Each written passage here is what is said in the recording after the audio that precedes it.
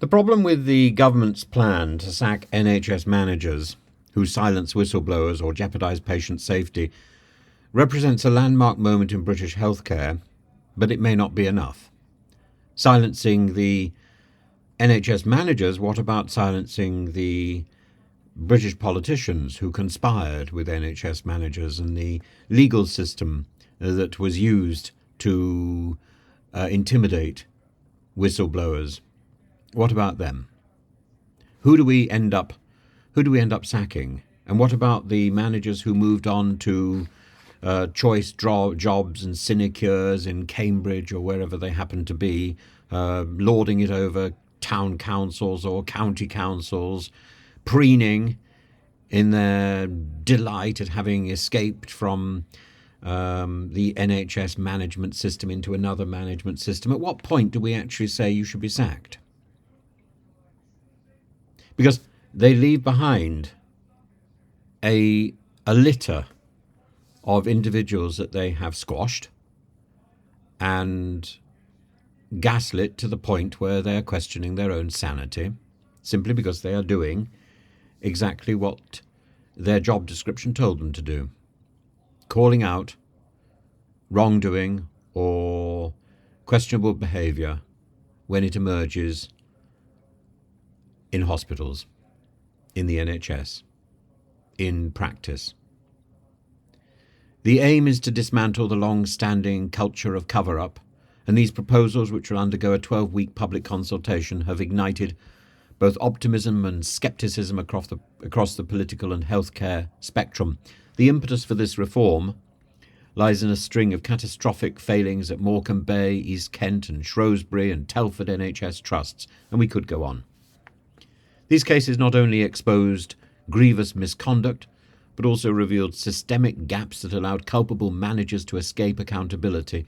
And this revolving door of failed managers hopping between NHS organisations, shielded by a lack of regulation, has been a glaring issue. The proposals aim to close this loophole decisively. I hope the plans will be retrospective. At the heart of these plans is a statutory duty of candour, a legal requirement for managers to respond transparently to concerns about patient safety. I thought that was already there. Complementing this is the proposal for statutory barring mechanisms akin to systems used in education, where unfit managers would be placed on a central register, effectively blacklisting them from NHS employment. Options under consultation include voluntary accreditation registers, which may lack teeth, but offer a starting point, full statutory registration, ensuring mandatory oversight for all board-level managers, barring mechanisms to ensure that those who breach standards are excluded permanently. And the ambition is clear: bring managers under the same regulatory scrutiny as doctors and nurses, whose professional accountability already sets a benchmark.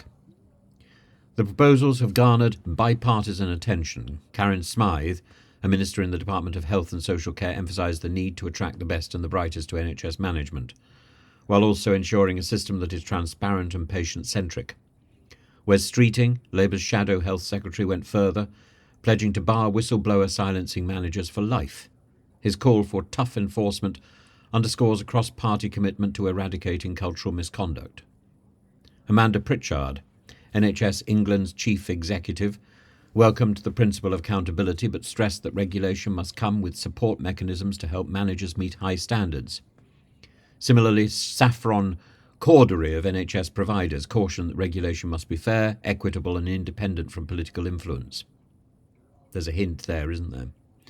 This dual focus of accountability and fairness reflects the delicate balance required to implement meaningful reform without creating a punitive culture. The Patients Association echoed these sentiments, urging individuals with first-hand NHS experiences to contribute to the consultation. Rachel Power, its CEO, highlighted the importance of transparency and accountability, which patients often feel is lacking. The plan's success hinges on its execution. Regulation must avoid becoming a blame game. Instead, it should foster openness and learning. Critics warn that overly politicised or draconian measures risk deterring talented individuals from entering management roles. exacerbating existing leadership shortages.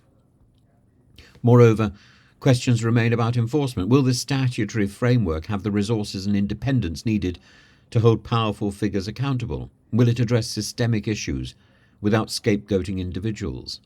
Will NHS England reform its systems? Because at the moment, people on one department fraternise and chatter to people on another department in the canteen.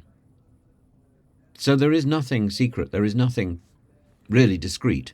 If somebody has a problem with one manager, it's around the building in seconds. The government's proposals represent a bold attempt to shift the NHS from a culture of silence, I would have called it a culture of gossip, a culture of backstabbing, a culture of malice, to one of transparency and accountability. Good luck there. But their success will depend on nuanced implementation, political will, and collaboration with healthcare professionals and patients. As the consultation unfolds, the public and stakeholders will have a rare opportunity to shape a system badly in need of form, badly in need of a shake-up. A system that should prioritise safety, honesty and justice in healthcare, that has been all too often failing in its duty and failing behind closed doors of unaccountability, and failing because it appears, it is alleged that there's been some sort of backroom dealing going on between government, the legal system, and these management crones. This has been something evil and unacceptable. It's like watching witches brew some sort of concoction at the beginning of a Shakespearean play. Hubble, bubble, toil and trouble, as long as it doesn't land on my door. It's about shifting blame. It's about avoiding responsibility.